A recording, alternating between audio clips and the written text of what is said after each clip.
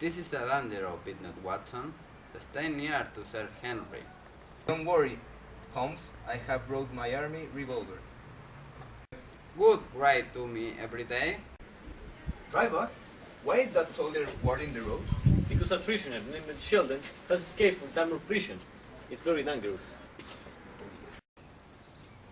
I must leave you here. I hope you will come to dinner very soon. I will, and if you ever need me, send for me at any time.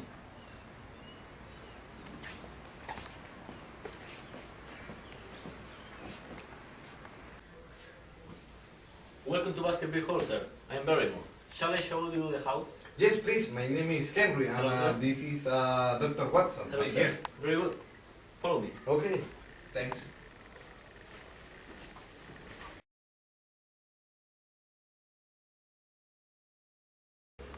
Henry, did you hear a man crying the night? Yes, but I thought it was the Wayne on the Moor. Dr. Watson. Yes. Hello. My name is Stapleton. Are you the friend of Charlotte? Yes, I am. Please come and see my house. Be careful, because there is a sea of softwood. Thanks, but why do you live here? Because I am naturalist. Come here. Okay. Hello? Hello. I am his brother. Sorry, but I need to go. Okay, bye. Bye. Bye. Bye. Did you hear that strange sound one moment ago? I heard nothing. If you will excuse me, I have to come back to Baskervilles Hall. I want to tell you about the song the people say that is the song of the Hound of Baskervilles. Okay, bye. Bye.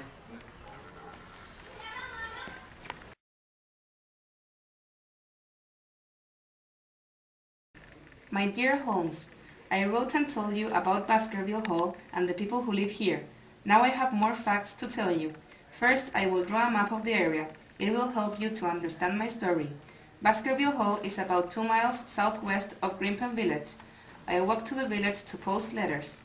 There are trees all around the hall, and a long avenue leads to a small summer house in the garden. Sir Charles Baskerville died near the summer house. I have marked the gates on the map. It is where Sir Charles stood and smoked a cigar. The gate opens onto the moor. I have told you about the neighbors. Dr. Mortimer lives nearby, about halfway between the villages of Grimpen and Coombe Tracy. I have met the Stapletons. Their house is about 3 miles from the hall. It is on the other side of High Tor. There is one man I have not met, but Dr. Mortimer has told me about him. His name is Mr. Franklin, and he lives at Laughter Hall. He has a large telescope and is interested in astronomy. He uses his telescope to look at the stars. In the past few days, he has not looked at the stars. He has looked at the moor. He is watching the moor because the police have not caught the murderer, Selden. Mr. Franklin watches the moor looking for strangers. But I do not think that Selden is hiding on the moor. There is no food, and the weather is now very cold. Sir Henry is worried about the Stapletons. He thinks that the murderer may break into their house. He has visited Miss Stapleton several times, and they have become good friends. But Mr. Stapleton is a strange man. He does not like Sir Henry visiting her sister. Now, here is some news about Barrymore, the servant at Baskerville Hall. He looks like the man we saw in the carriage in London. You remember, the man who followed Sir Henry and Dr. Mortimer to Baker Street. I told Sir Henry what I thought, and he called Barrymore and asked him, "Have you been to London recently?" Barrymore says he has never been to London in his life. Also, Sir Henry's question made him angry. He said he wanted to leave Baskerville Hall. Sir Henry said he was sorry. He gave Barrymore some clothes, and Barrymore was pleased. Barrymore and his wife thanked Sir Henry very much for the clothes. Then, last night, I saw something very strange. In the middle of the night, I heard footsteps, and I looked out of my bedroom door. I saw Barrymore with a candle. I saw him walk to the end of the corridor. He stopped at the large window which looks out over the moor. He held the candle to the window and moved towards and backwards. I went to the window of my own room and looked out across the moor. I saw a light moving backwards and forwards. It was somewhere near Tor, and I was clearly a signal. But a signal for what?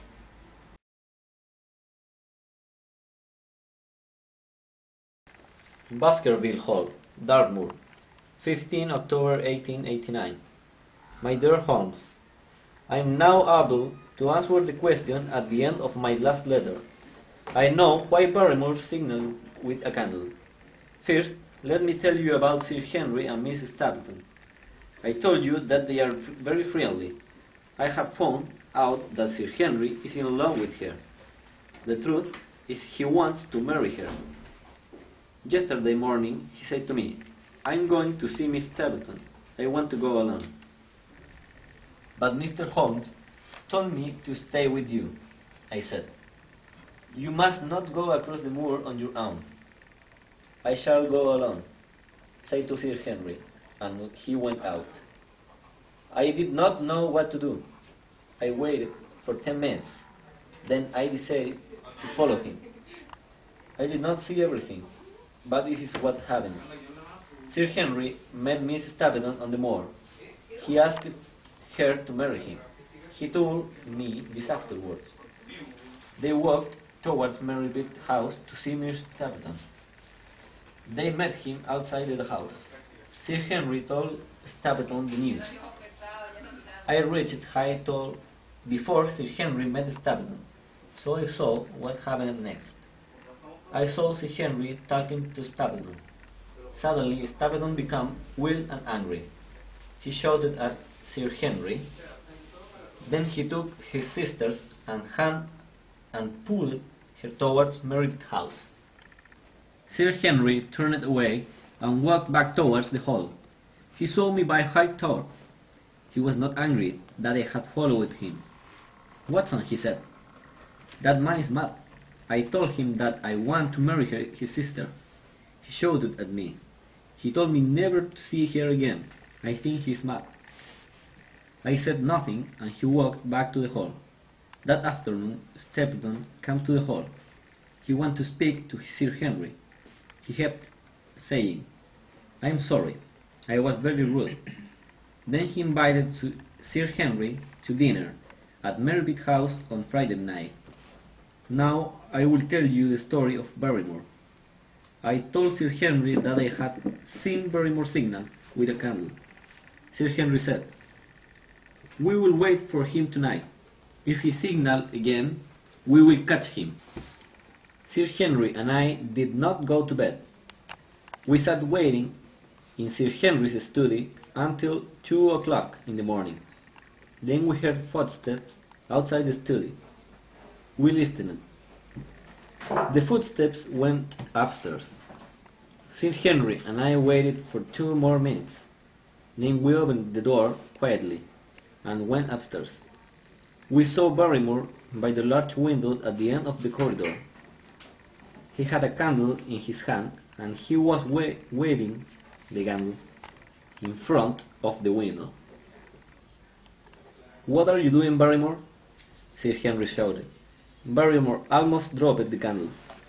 He looked frightened. "Nothing, Sir Henry," he said. "I'm checking the window, that's all." "You are signaling to someone on the moor," said Sir Henry. "Who is outside? Tell me." "No one, sir," said Barrymore. "Tell me," said Sir Henry, "or you shall leave this house tomorrow. Tell me now." "Sir Henry," said another voice, "please don't be angry with my husband. It's my fault."